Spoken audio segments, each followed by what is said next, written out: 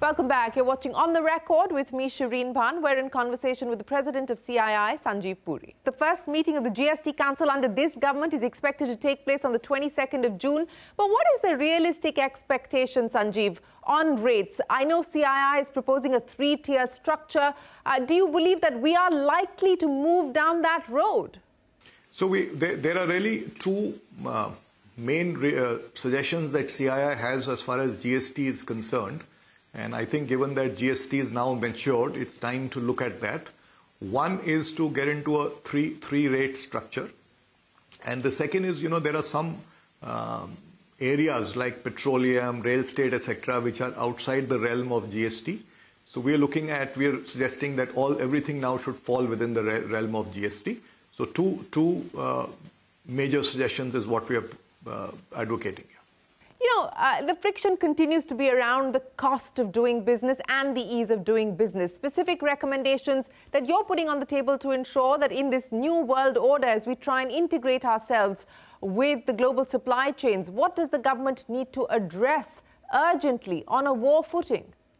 So from integration into the global value chains, I believe that in many of the areas like cost of doing business or ease of doing business and logistics, a lot of good work has happened, but all this is a journey, and CII would like to continue working with the government, providing constructive suggestions so that this can be taken to the next level through simplification, digitization, and decriminalization amongst others. We also need to find some alternate dispute resolution mechanisms, because we do know that it takes a long time for commercial cases to be kind of closed in India. So these are some of the areas on ease of doing business that are important for competitiveness in the economy. The big ones, of course, are to do with the reforms in the areas that, as I said earlier, also fall in the the realm of both the center and the state. Land, labor, agriculture, power, fiscal sustainability. So I think it's now, given that a lot of reforms and transformation in the economy has happened with regulations that have come at the center, now it's probably the right time to attend to these areas and to set up some mechanisms so that consensus around all of this can be built. Because unless these reforms happen, the costs in these areas will not kind of and efficiency in these areas will not really accrue. So are you looking at more PLI schemes in specific? What sectors are you proposing new PLI schemes or incentives for? Yeah, I think given that we have a demographic advantage, and this advantage, of course, is harnessed with the right interventions of development of new age skills, etc. But also equally, the economy needs to create far more jobs than it has created in the past. And therefore, there's a need to provide impetus to labor-intensive sectors. So we are recommending a employment-linked scheme, of course, with appropriate output indicators in labor-intensive sectors like toys, apparel, retail, tourism, media and entertainment, amongst others. Many of these sectors also create an ecosystem of small and micro enterprises. Tourism, for example, creates a lot of micro enterprises.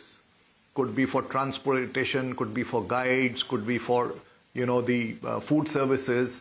There are many areas that such multipliers do occur. So this is an area that we are strongly suggesting that some incentive schemes be created to provide impetus to this area, and so that the benefits of this area can be realized.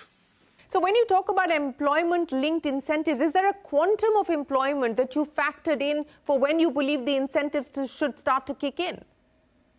So it would be sector specific, and each sector has tremendous potential to create employment, and sector by sector, if we start looking at it, I think there is quite a lot of employment that can be created. I don't have a total number to share with you, but the numbers can be quite material.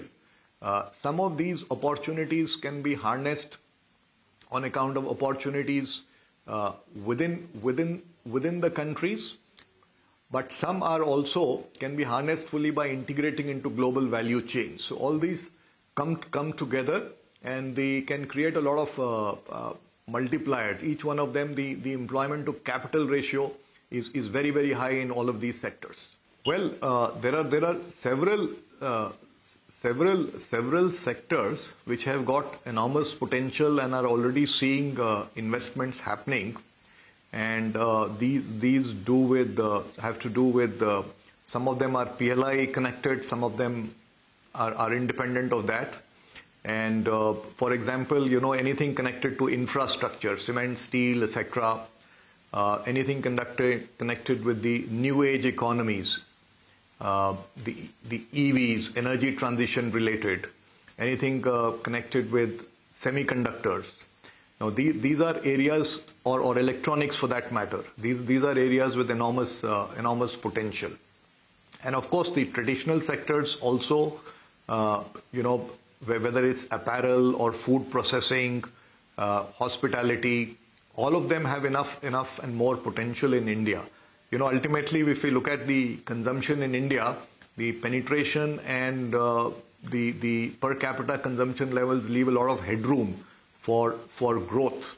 And by 2030, with the manner in which the economy is going to grow, and when it reaches about 7 trillion, the per capita income will be in the region of 4,000 or 5,000, and typically it's seen as that level of per capita incomes leads to an inflection in the consumption.